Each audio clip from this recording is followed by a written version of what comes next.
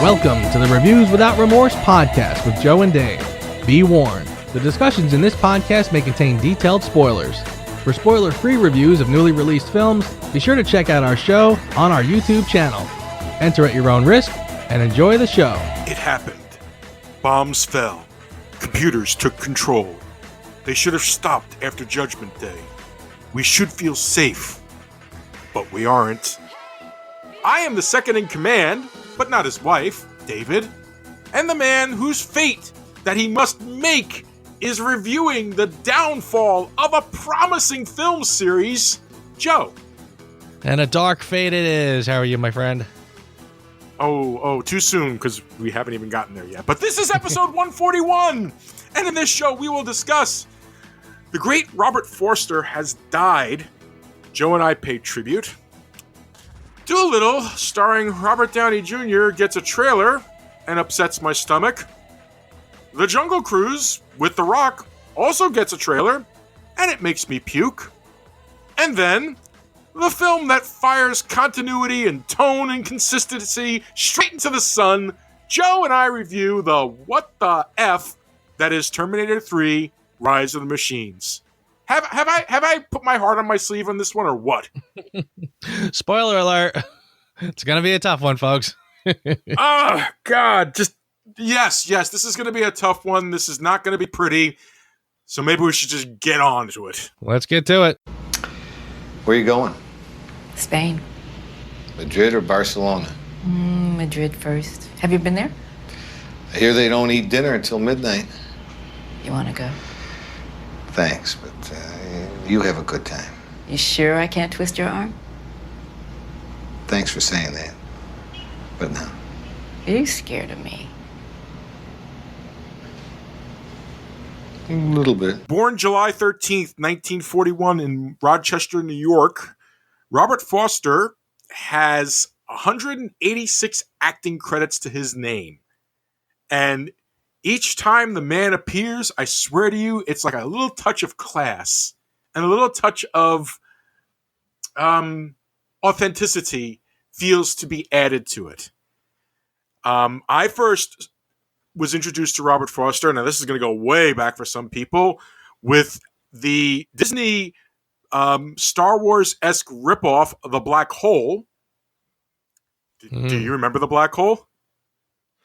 I remember parts of it. I know I saw it, but it was so long ago. I can't remember much about it. In fact, that's one of those films that just kind of vanished. Yes, it did. But I happen to have the Blu-ray, so it's not vanished for me. Okay. The man has he worked consistently year after year after year. Probably modern film audiences would remember him best as Max Cherry in the astoundingly awesome Jackie Brown. But I mean, he was also in Mulholland Drive. He's been in Olympus Has Fallen. He was in Breaking Bad for a bunch of episodes. He was in Twin Peaks. This guy was just working right up to the end. I mean, he was in a TV series for the past 6 years called Last Man Standing. The man had a long, illustrious career, and on the day of the premiere of the Breaking Bad sequel movie, which he had a cameo in, he died. October 11th, 2019, at the age of 78 in Los Angeles. Trust me, you've seen him, you know him. He's got that wonderful delivery, that voice. What a voice he had, you know? Like deep but purposeful. And he had these piercing eyes. Like whenever he played a cop and he looked at you, you were ready to confess. Because he just had those type of eyes, you know what I'm saying? He was always interesting to me because he seems like if he wasn't famous, he would be a guy that you would know, like maybe like your friend's dad or something. And he'd be like, there's something about that guy. He should be in movies. And then when you see him in a movie, though, he sort of seems like he just seems like a regular guy, not a guy who would be an actor. It's almost like he had this sort of persona that he didn't seem like an actor. Like he seemed like that's just him. Like you never had to sort of question his authenticity because he just seems such a natural in everything he does. It's almost like those commercials where We brought in all these regular people off the street to do this commercial. It's like, yeah, you're full of it. But it's kind of a new pet peeve of mine lately. Yeah. But that's kind of how he was. He just seemed like sort of a genuine guy that he almost didn't seem like he was acting. Yeah, he was just very natural, and his charisma just came from his warmth. There was just something warm and about him, no matter what he was playing. Even if he was trying to be intimidating, you just kind of felt, I don't know, it's hard to place. But it's also going to be hard to replace now that he's gone.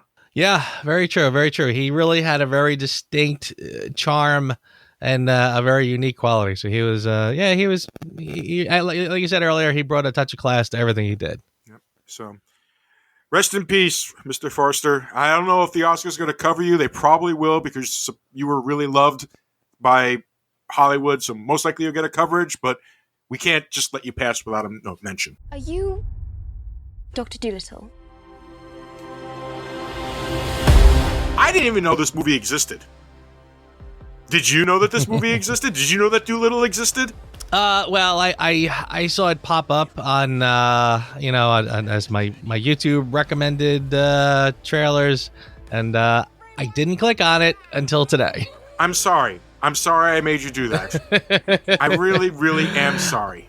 It's funny, honestly. We talk about the popular trailers that look like they could be the bigger films, and we'll touch on them, and it's usually fine. We watch them, and then it looks good, it looks bad, can't tell. I'll withhold my judgment.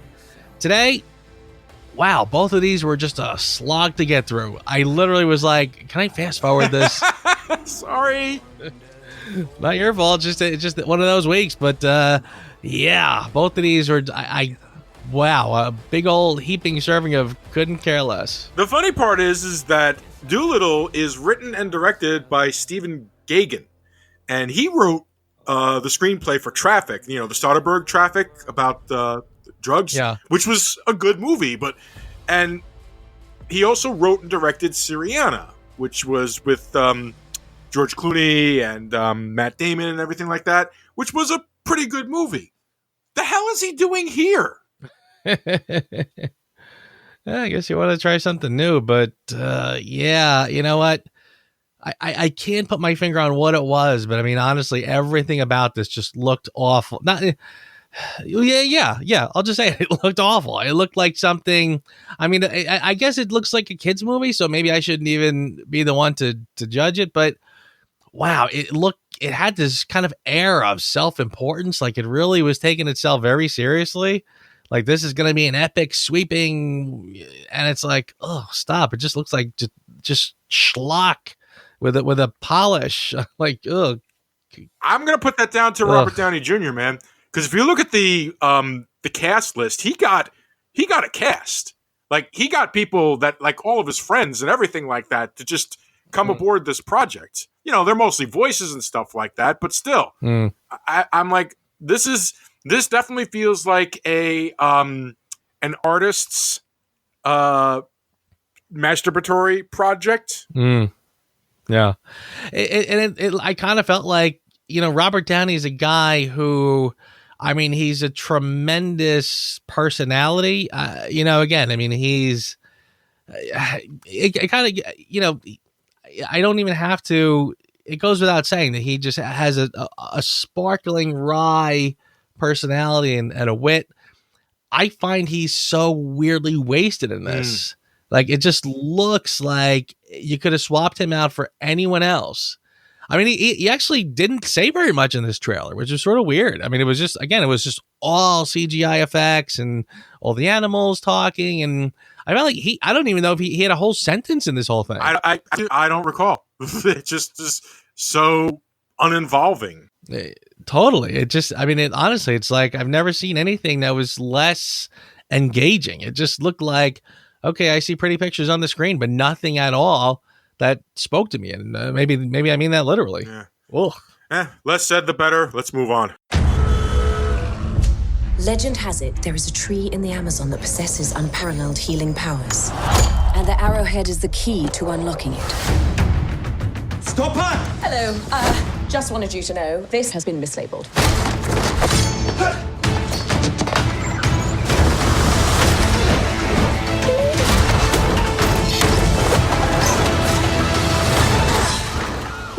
gauntlets? Of all the jungle cruises you could take in the Amazon, this one is undoubtedly the cheapest. But also the most thrilling. Heads up, coming through. Look out! Marauders. Natives. And the less said about this one would be a hell of a lot better. Weirdly, it made the Dolittle trailer look better. Not by much. Oh, good lord! It just one cliche schlocky thing after another. With I honestly, another one. I'm like, you have to be kidding me. Like, is somebody really putting this out? Like, this is supposed to be interesting? I don't even know what the point of this was. The Mummy on a jungle cruise? Is that what we're? I mean, I see her again. It was oddly, unless I really just tuned out this week because I was just so put off by both of these trailers. I'm listening to it, going like, I see her bopping around. Whoa, look, crazy shenanigans and falling out the window and stuff. And then like him on the boat. Oh, look, crazy shenanigans. Look at all the funny little things here. And then they're talking. Oh, take you somewhere, and this will happen. And I'm like, for what? What's the point? I'm waiting. Get to what the point of this movie is. I don't even care what the point is. My kid's got a thing with the Rock right now, so I may have to suffer through this. I hope not. I hope not. I hope he grows out of that. I hope he gets back to his Matt Damon obsession, and I can take him to see Ford versus Ferrari maybe instead. But no, this was all. I mean, the director is Jaime Collet Serra. He's Spanish, so I'm hoping I'm saying that correctly. Now, he's got like maybe 2 movies at most that I thought were decent as directing. One was the remake of House of Wax of 2005, which I actually thought wasn't that bad. And the other was 2009's Orphan, which was actually a pretty good horror movie. What the hell is he doing here? Who knows? They both of these movies, I don't know if they are or not, but they stink of like classic Disney movies. I mean, this one looks like kind of a ripoff of what you would have seen. Like this to me looks like a live action Disney remake. Although I don't know what film this would have been, but it's almost like I'm looking at these directors doing these schlocky things and going like, man, does Disney lure everyone in at some point? You're going to succumb to these kind of Disney crap movies. Man, I am cranky this week. This is going to be a great show today. Yeah, seriously. I mean, I guess there's rides that haven't been associated with a movie or a TV show at Disney, and this is just one of those rides that needs to be associated with a movie or TV show. There it is. That's all this really is. This is almost like exactly what Martin Scorsese's been talking about how every movie now is a Disney ride. And listen, there's nothing wrong with a Disney ride if it's done well, but this just looks. I mean, like people accuse the Marvel movies of being paint by numbers, and I look at this trailer and say, no, that's paint by numbers. Yeah. The Marvel movies, okay, it's not like the super duper depth that you'd get from a Scorsese movie or anything like that, but it's still got more depth. It's got more depth in Hulk giving freaking tacos to Ant-Man than that entire trailer had. Good riddance. Good. Go away, trailers this week. No more of you. John Connor. It is time. There's a new Terminator. The TX. It is designed for extreme combat. It's faster, more intelligent, and more powerful. Oh my God! It has been programmed to destroy other cybernetic organisms. It was sent back through time for one purpose only. To kill us all. A cybernetic warrior from a post-apocalyptic future travels back in time to protect a 25-year-old drifter and his future wife from a most advanced robotic assassin, and to ensure they both survive a nuclear attack. Written by John Brancato and Michael Ferris. Story by John Brancato, Michael Ferris, and Teddy Sarafian. Based on characters created by James Cameron and Gail Ann Hurd. Directed by Jonathan Musto. Terminator 3, Rise of the Machines. What's sad is when the movie was over, my first thought was, this could have worked. But it didn't. It did not. I'm going to let you start the amble today. I just wanted to throw that out there, get my little opinion out there, and just, Joe, have at it. Yeah. Blindfold me, spin me around, hand me the big stick, and point me towards the pinata. It's a big target, though, at least. Yeah, it is. I actually saw this in the theater. I saw this when it came out. I mean, well, probably a lot of people did. I shouldn't make it sound like that's a big surprise. I mean, after Terminator 2, when you heard they were doing another one, even if you probably braced yourself for the fact that it wasn't nearly going to be as good as Terminator 2, you're not going to pass up a Terminator movie, at least back then, anyway. Mm-hmm. But and yeah, I remember this was the first time I've seen it since then, and I'm like, wow, I think this is even worse than I remember. I mean, I remember it being just this terrible, terrible schlock. I'm going to use a term that I haven't used in a while. Fan fiction.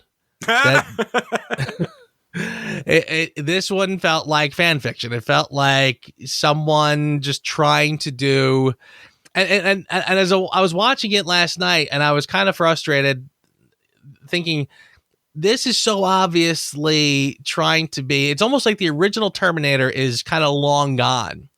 And this is sort of a fan fiction done by someone who only saw Terminator 2 and wanted to do a sequel to that. And wow. I mean, honestly, just right out of the gate, this, you're just like, uh-oh. Like I don't even think it took Schwarzenegger to make it all the way into the bar for ladies' night.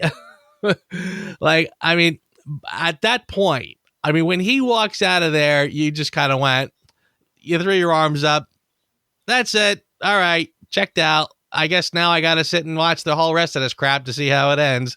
But at that point, it's just sort of over. So yeah, and honestly, as I watched it last night, I forgot just how offensively bad this is. I mean, just terrible. Like, everything about it, was terrible. And I remember, like, this is gonna sound like the pettiest of criticisms, but I remember the way it hung on a lot of these special effects moments, like when when the Terminator appears, like you kind of got a sense of it in the first one. And by the second one, you saw like the globe, the little ball of whatever kind of, and then the Terminator appears. And they kind of did that here, but boy, did they hang on that and sort of prolong that effect for a long time. It was like they were dying to show you, like, oh, look, it's even better and more fleshed out than we had it. Yeah, at one point it kind of looked like a disco ball, didn't it? Yeah, like totally. And I remember kind of thinking to myself, why? Why am I, like, it would hung there for a long time, and I would, like, to the point where I literally said, like, why am I staring at this? And again, it's like this movie just doesn't know what the hell it wants to be, what it wants to do. And boy, the whole feel of it, again, it just, like I said, fan fiction. It feels like somebody who just didn't quite get the first two got hired to make another one just to make it kind of all spectacle and funny and fun and jokey and what can we do here? What can we do there? And I felt like at every turn, I'm just like, God, this is awful. We have a moderate cast. We have the star sunglasses at the beginning of the talk to the hand. How can you forget the talk to the hand? Good Lord. Tonally speaking, this movie had no clue what it was trying to do. Okay, is it a straight up, tongue-in-cheek comedy, or is it a action-packed romp with some actual stakes? Because I didn't feel the stakes. I didn't find the comedy amusing at all. Him locking her into the back of the truck. Oh, by the way, we're medium on this movie. We're going into spoilers. Yada yada yada. Blah blah blah. Medium. Him locking her into the truck. And he's like, "Wait, you said you'd let me go," and him being like, "I lied." It's like he's doing commando callbacks now. That's what this has become. Well, he does callbacks to the other Terminators, which makes no sense. Like first of all, like when he does the whole, oh, good Lord, like he walks into the bar again. They're doing ladies' night, and he goes up to the stage, take off your clothes, patience, honey, or whatever, whatever, and then he says, talk to the hand, and again. I feel like by the time this movie came out, that expression was already passe. He talked to the hand. He leans in and talks into the guy's hand. Ha, ha, ha. But again, the Terminator would not do that. Like, it's so stupid. But then it was even worse. But then he uses that line later when he's at the convenience store. And I'm going, okay, wait a second. In Terminator 2... the whole point was that John Connor was trying to teach him things, to teach him to assimilate the people better, which not totally logical, but okay, I get it.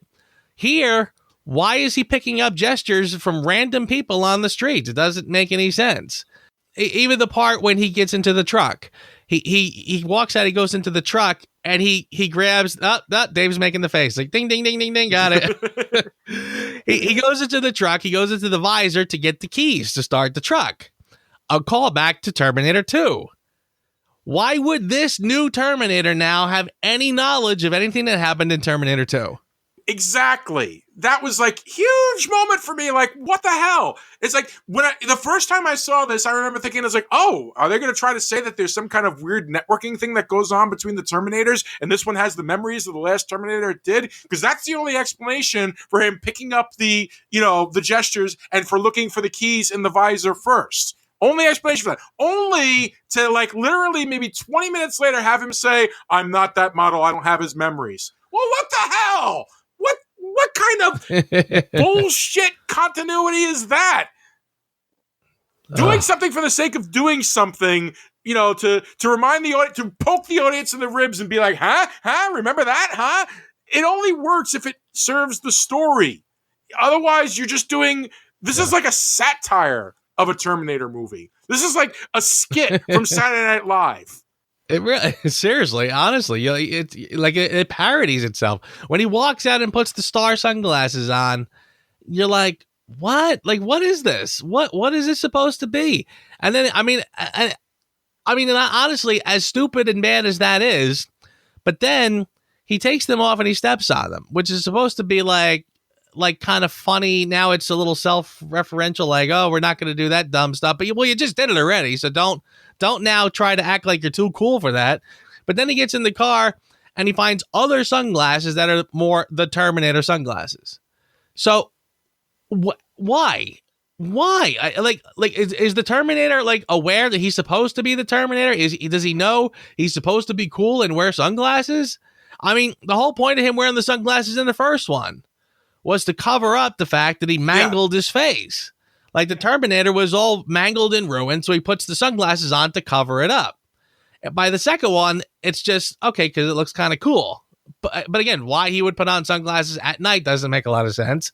But here, it's even stupider. Like, it's kind of looks even dumber. Nope, there's no logic there, man. There's no logic to a lot of things. About the only logic that this movie has, all right, the one element that I was okay with, the idea that they want to take out the top lieutenants of John's resistance movement. I was like, oh, okay, that's interesting. That's an interesting idea. It's not earned. It's not utilized very well, but it's an interesting idea.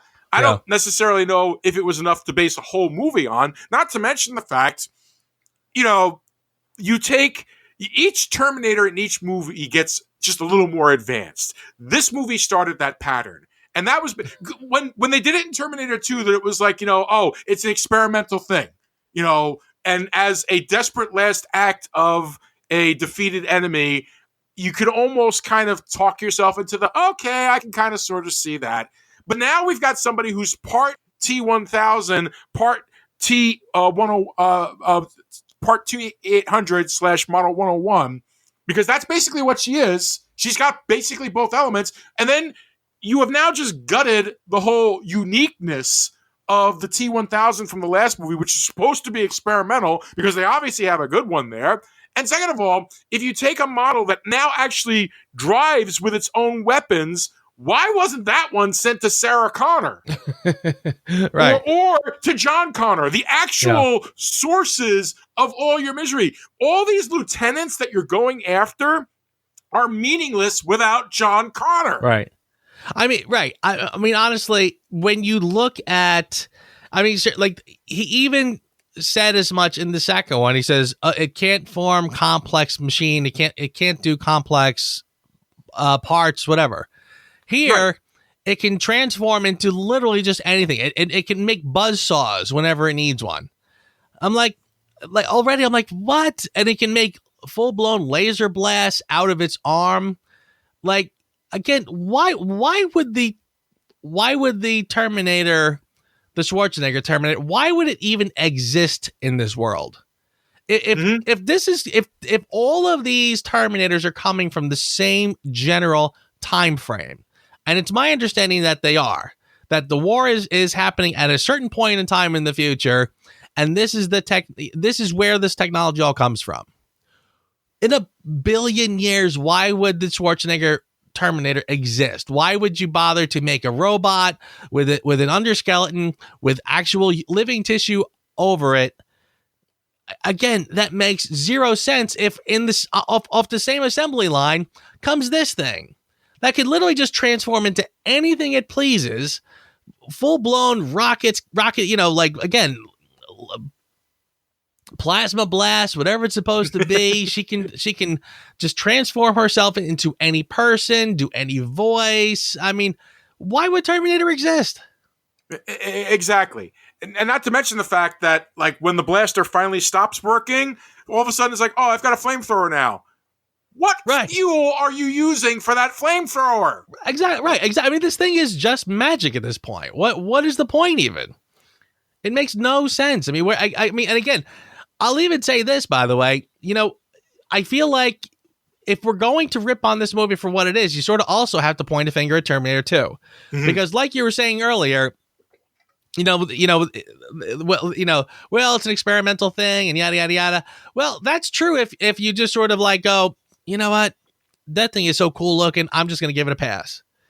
I mean, when we saw Terminator 2 for the first time, there was at some point your brain said, okay, I don't understand how that thing would possibly work or function or anything. It is obviously just, look at the special effects we can do. It's pretty awesome. And we just kind of went, okay, you won me over. Let's go with it. And now you get Terminator 3, where you get this nonsense. And again, why, just for the sake of let's change things up, why is she a girl? I mean, you never had that shouldn't matter, but go on. Well, it shouldn't matter. Well, it shouldn't matter, but it kind of does. I don't know. I'm not. It felt very pandering. Like, now we can do jokes. First of all, now we can have a naked girl walking through the street instead of seeing Arnold's naked ass for the third time. I'm okay with that. She had a nice ass. Dude, you get no complaints here. But well, put it this way, then you get the thing where she looks up at the sign of the Victoria's Secrets model, and she makes her boobs bigger. She enhances her boobs. Yes, I know. Oh, good. Like how groan-inducing was that? I mean, it was so stupid. So and when I say why is she a girl, honestly, it's more like, well, now you went from Arnold, who was specifically designed. At least this is my interpretation. He's designed to be huge, so you can basically make this thing as large as possible. You're making the skeleton as large and strong as possible, yet still be able to blend in. Was kind of my read on that. Well, now you have like this 5'0" 90-pound girl doing stuff. And I'm saying to myself, well, okay, again, but if I'm buying the logic of the first two, why am I don't know. I mean, it probably is a very silly thing to get stuck on, but it's kind of like there's not much I didn't get stuck on with this. Well, there's not much really to hold on to either. You know, when you don't have it, the only thing that I really got a kick out of in this movie would be the ending and that initial car chase scene with that big old truck where it's actually knocking stuff down. I kind of like that. It wasn't exciting, but I was kind of like, oh, well, I appreciate the technology that he put into that. And then they kind of blew whatever goodwill I had with that with the stupid CGI flipping of the truck that happens at the end. Yeah. Like all of it leading up to that, I was like, oh, that's not bad. Hey, you know what? That's not bad. That's great. That's good practical stuff. Good practical stunt work. I really appreciate that. I will always call out great practical stunt work, but then you undercut it by relying too much on computers. It's one of the reasons why in my opening, I said computers took control, because from this point, it's like Cameron used some CGI trickery for Terminator 2 to great effect. He used the effects to tell the story. Now the story is driven by the effects. And once that happens, you've lost the story. And this movie is much more impressed with itself, trying to say, look what we can do, rather than look what we should be doing. Yeah. There were some shots in this movie that I thought, holy cow, like a film student doing his first year of After Effects could have done better than that. There's a shot where they're in the cemetery, which, again, colossally stupid. By the way, Sarah Connor, how did she die? Leukemia. Bump. Really? You couldn't have given her some heroic death. You could not have said she sacrificed herself because something happened or whatever. Something. You just wrote her out of this one, and then when it came to talk about how she died, leukemia? Okay. But the shot where they're kind of escaping and the girl Terminator, the Terminatrix, good Lord, I can't believe I actually just said that word. Nick Shaw said it, so there it is. Yeah. She shows up and she looks like the boyfriend though, and then Arnold pulls up, with the rocket launcher, shoots the rocket launcher, and even as he fires it, you're seeing the backlash of the rocket launcher like fly where Claire Danes is standing. Mm-hmm. But she blows up the Terminatrix and she flies and she smashes into a headstone, and it was just so bad looking. Like, and I'm usually not even a very good eye for some of that stuff. Like, I'll be in a movie where somebody go, "Oh my god, that CGI looks terrible," and I'll be like, "Oh really? I didn't even catch it at all." This looked awful. It reeked of like day one in After Effects. There were other shots where like they'll be running down a hallway or running somewhere, and you could just see that it was so obvious they're against green screens, running against fake backgrounds. Oh, good Lord, it was bad. Yeah, come to think of it, there is really not a lot positive to say about this movie. The script is terrible. It had the nugget of an idea that it completely crapped all over within 5 minutes of the opening credits being done. The music is shit. How do you mess up Terminator music? It's like, hey, I'm going to make a Star Wars movie. Screw that John Williams guy. Well, the whole even Rogue One was smart enough to know we got to echo John Williams. Yeah. Well, the whole tone of the film doesn't jive with anything we saw in the first two. Because honestly, I thought I remember one of the things I noticed about like Terminator 2. Again, the first time I saw it coming off of Terminator, the first Terminator was mostly at night. Like most of the action took place at night. This was a night movie. Then you get to Terminator 2, and most of the action sequences that are the really big ones, well, they happen in daylight because you sort of have to. You want to see what's going on, but again, like most of the shots, and it was sort of bathed in this blue light and stuff. Like it had a really cool ambiance to it. This one has nothing. It just has Like, if we have to be somewhere in broad daylight, whatever. We're just going to be in broad daylight. If there was nothing, no visual interesting parts of this film, nothing. It was so bland and awful. So the fact that the music just kind of went with the bland and awful, like I said, I didn't notice it either. And by the way, if there's anything left I have not ripped on yet with this awful movie, the product placement was the worst I've ever seen. This one had, and by the way, I'm convinced, and I looked online and I could not find any evidence of this whatsoever, but I'm convinced that the first time I saw this, the ending, there's one action scene that ended with, it was right when he drives the car under the truck to knock her off, and he literally shears the top of the car off. Yeah, the hearse, yeah. And ends up in a ditch. Well, the truck slams on its brakes and turns sideways. When I saw this in the theater, I swear to you, that truck hit its brakes, slowly turned to a stop, and the camera hung there for 2 or 3 whole seconds before Girl Terminator sits up in front of the truck and walks away. Uh-huh. When I saw it, when I watched it last night, the truck you never saw the truck go to a stop. It was already stopped. And you saw the big giant ad for the exit drain or whatever, some sort of I don't know what it is. It's like some I want to say it was like some pharmaceutical something or other. Again, how would you jam this into this movie? But they found a way to do it. But I swear to you, in the theater, that truck with that thing sprawled across the side hung there for at least 2 or 3 seconds before she sat up. Here they trimmed it down. But I was like, wow, that is the worst, most obvious product placement I've ever seen in my life. Oh yeah, that was the rise of product placement in the early 2000s, late 90s to early 2000s. That was the big deal. And this movie is rife with it, with so many other things. Yeah, I'm going to cover the cast real quick just because I don't really have much more to say about it. Nick Stahl is a better John Connor than Edward Furlong was, but that's still not saying much. Claire Danes was fine, whatever. Christina Locken as the TX. Pretty lady. Arnold phoning it in.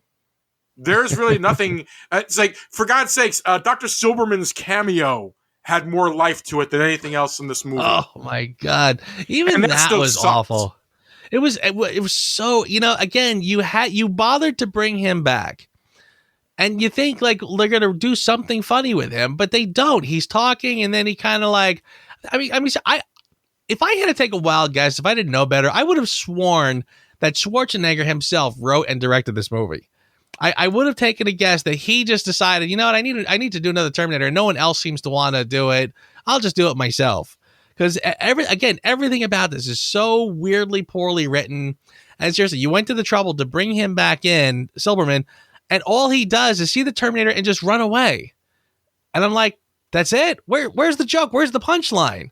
You went to the trouble to bring him back in, make something funny happen. Oh my God, it was just unbelievably bad. And by the way, and Claire Danes, I'm sure she's fine in other things. I couldn't stand her in this.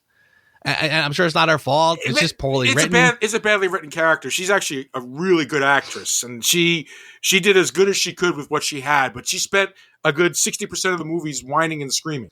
Yeah, right. And then the part when they're at the gas station right after the talk to the hand bit, the Terminator goes out to the car and opens the back of the truck so she can jump out and start yelling and screaming, "Help! Help! Help!" And then he puts her back in and takes off. And I'm like, the Terminator didn't think that was a bad place to possibly open the door to give her something.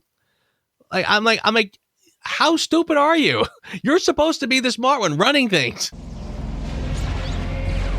The life you know, all the stuff you take for granted, it's not gonna last.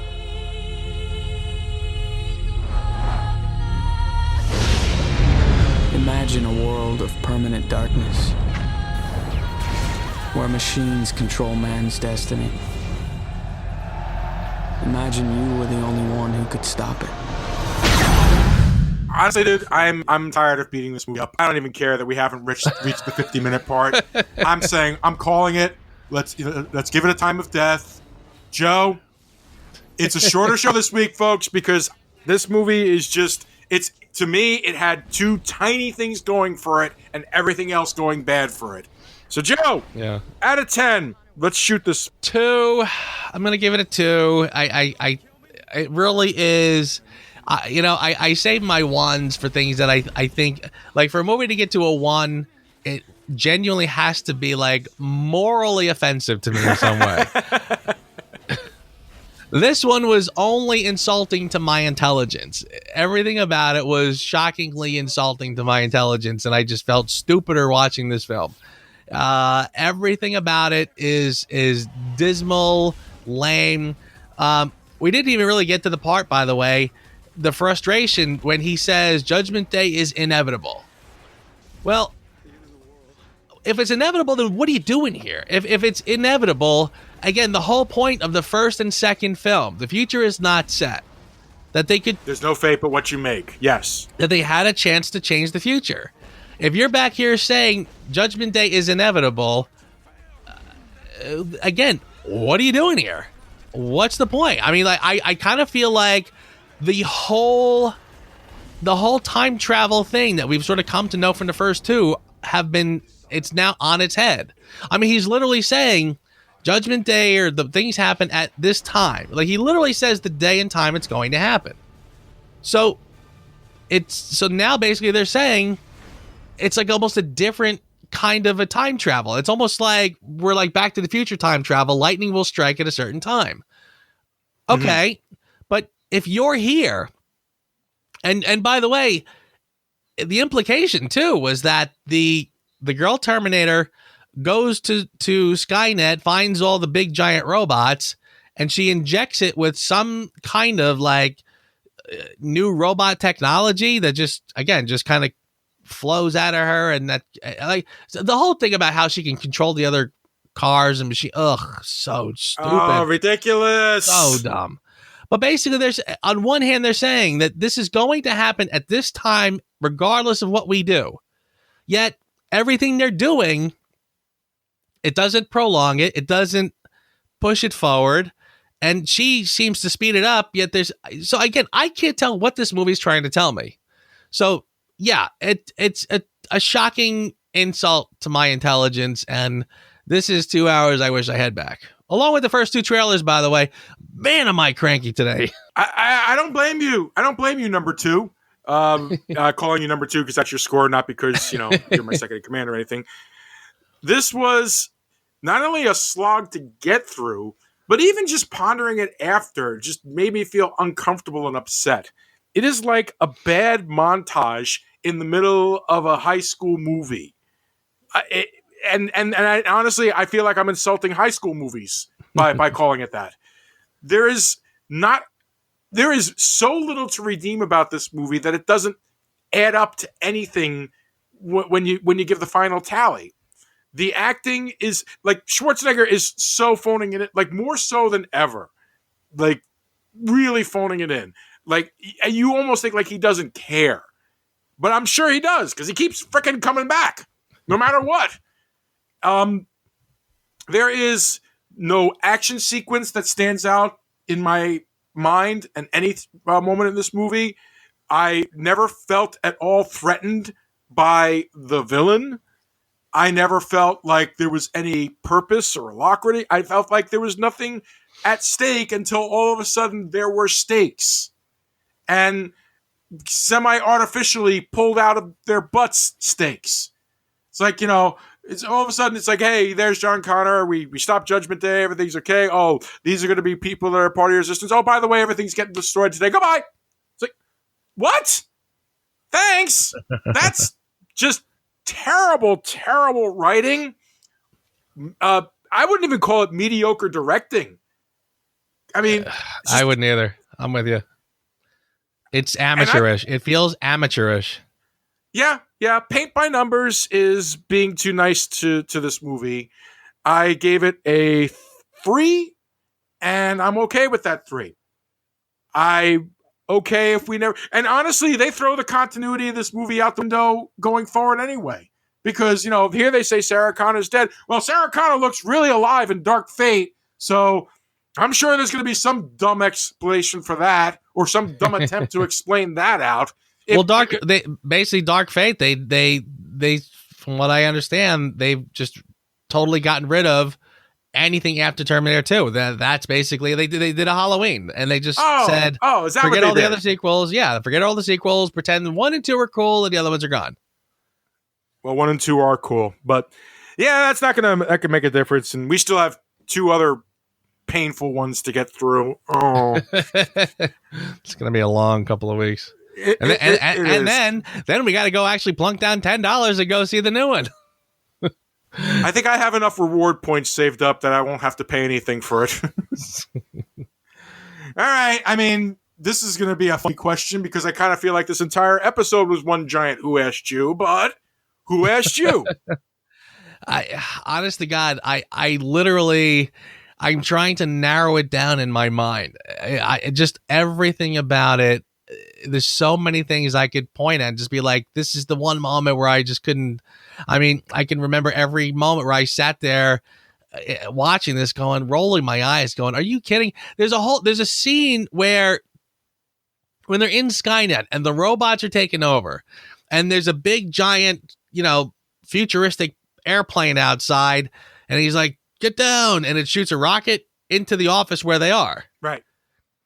The rocket goes in the office, it blows up against the back wall, and nobody gets hurt. Nothing happens. It was point blank. They shot a rocket into that room, it blew up, and nobody got hurt. They just went, oh, duck, and the thing blows up like some rocket behind them, and like, this is ridiculous. This is ridiculous. Where was I with narrowing it down to one thing? Good luck with that. Yeah. How about this? The scene where the Terminator has been reprogrammed. She reprograms the Terminator to go kill John Connor, right? And then here comes Arnie walking in. I must kill John Connor. And they do that very, very typical movie trope where look into yourself. right. Well, not even that. I mean, I'll get to that. But seriously, this is the same Terminator where in the first one, if you wanted to kill somebody, he would reach in, pull your heart right out of your chest, and show it to you before you die. Okay? Well, now we're going to do that kind of movie trope where if you don't really want to hurt the hero of the movie, you just throw him around a lot. You pick him up and you throw him over that way. Then you pick him up and you throw him over that way. And it looks great on camera. Nobody really gets hurt, whatever. And then, then of course it's the whole, you don't have to do this. Oh, I am a machine. I have to kill you. Like, I mean, and what's really frustrating about that is that they went to the trouble. When they were driving, they're driving across country doing whatever. And John Connor and what's-her-face are talking to the Terminator. And he says, oh, John was dead when you reprogrammed me. How did he die? I killed you. Mm-hmm. And it was like they were kind of going to the extra mile there to show you that this is a robot, that he is a full-blown robot, and that just yesterday he would have murdered you without blinking. Today, only because he's reprogrammed, he's your friend. So you can never really trust this guy or whatever. I mean, you just have to like they're trying to drive this point home. Yet later on, he gets reprogrammed again by Super Terminator, who can drive cars with her mind or whatever else. But now this new Terminator has a crisis of conscience. What am I supposed to get from this stupid movie? So again, of all the things, I'll just pick that one. Probably only because we hadn't touched on it yet. That's not a bad one. That is actually a very, very good one. Saved by Control-Alt-Delete, ladies and gentlemen. Okay, I had a couple.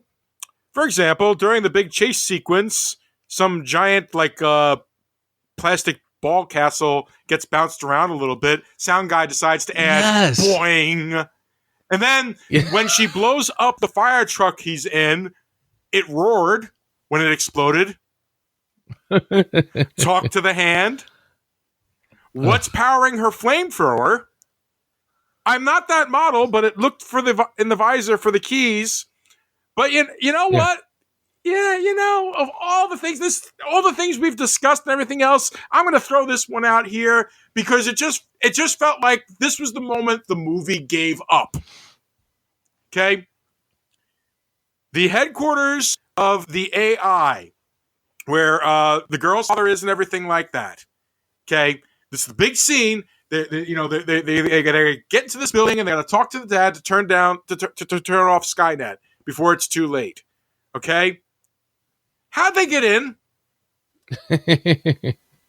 How did those three people get into that building unmolested? And you don't give me the whole, oh, well, she could have just said that she's his daughter. No, that doesn't matter. He's never told her about the project. They're not just going to say, oh, you're his daughter? Well, certainly, we'll just let you into this secure area. No explanation as to how the hell they got in there. And the worst part is they could have built that up beautifully.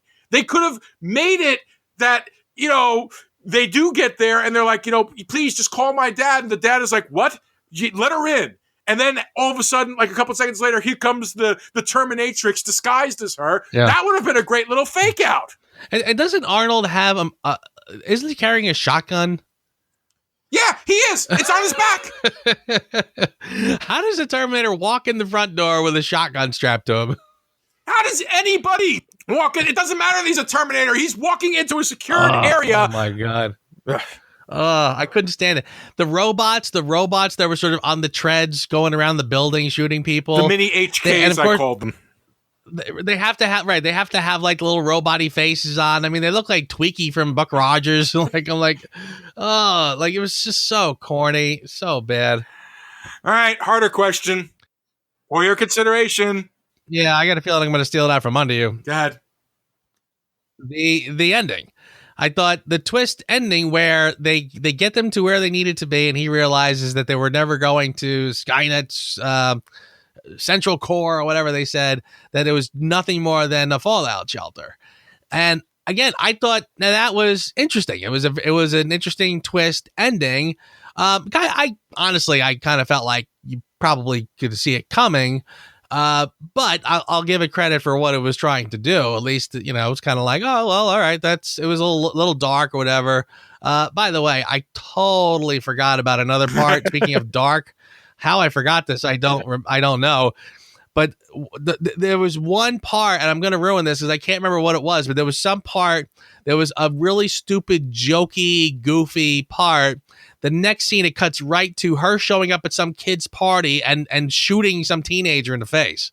And I just went, well, there's a little change in tone for you. Yeah, that was I think that was right after he, right after Arnie appeared and did the sunglasses thing. I think it was not sure after. I couldn't tell you. There's no way I could tell you. That would require me remembering things from this movie, and I can barely. Yeah. But anyway, the only redeemable thing, I won't even call it redeemable because it didn't redeem anything, but the only mildly interesting part would be the twist ending where they end up in the shelter. And again, it's not that big of a deal. It's not that much of a twist ending, but all right, I was clever. And I almost saw that and said, you know what? I wouldn't have been surprised if somebody got the idea for that first and then said, well, let's build a story up to that and that'll be the ending. And then they just wrote this schlock nonsense leading up to it. And again, like I said before, I mean, everything leading up to it just felt so amateurish. And again, that's why I sort of said, I would not have doubted if Schwarzenegger wrote this because it like I said, it had a very amateur feel to this movie. It was like a big budget movie where just amateurs wrote it and amateurs directed it. You're right. So a shorter episode gets even shorter. That was my Who Asked You. I thought that ending was a pretty neat way to go. But wasn't earned nonetheless and wasn't, it's like, oh, okay, that's neat. That's really how I reacted. I imagined that they were expecting audiences were going to be like, oh my God. And I was like, why? Why should I care? Why should I care? You didn't care about any of the things that happened previous to that. Why should I suddenly care? Nice set. They built a very nice set for it. I'll give them that. Yeah, it was fine. I mean, I will even take it a step further when you say it's unearned. I don't know if I would even agree with that. I'll say it's kind of earned, sort of. I mean, lazily earned. I mean, they do say in the beginning, at one point in the film, Arnold says Judgment Day is inevitable. It's going to happen. So it was almost like by the time you got to it, it was like, well, yeah, he did say it was going to happen no matter what. But again, so it didn't contradict itself. But what it does do is contradict the first two movies. So it's so again, it's a very, very tepid defense of the idea that they earned it. Believe me. And thus ends. Oh God, I hope this is the worst of them. This ends Terminator 3: Rise of the Machines. I'm saying this with my hand over my eyes. Joe can attest to this. Because next week, ladies and gentlemen, we got to get back on the Terminator train. And this one, well, this one will probably make me want to be done here professionally. Terminator Salvation. They ditch the numbers and they just start with the little subtitles. Yeah, I'm kind of curious. I feel like I say this all the time, but I saw that one once, and I remember just sort of feeling like it was like I can't remember. I remember almost nothing about that movie. It was so disposable, and I think the only thing I actually remember was like, oh, there's Arnold, sort of. So yeah, right. So I kind of was like, I'm kind of genuinely curious to see how I feel about it when I see it again. I gotta be honest with you, I don't remember anything about this movie. I do not remember anything about this movie. I barely remember anything about Genesis, except that Genesis did the same thing to me trailer-wise that Terminator 2 did to me. Those are the only things I remember about the up-and-coming Terminator movies. Dude, it'll be fun. Why are we so masochistic? Yeah. All right, until next week, sir. Great show. Sorry I forced an early cut to it, but honestly, there was nothing here. We were beating this movie.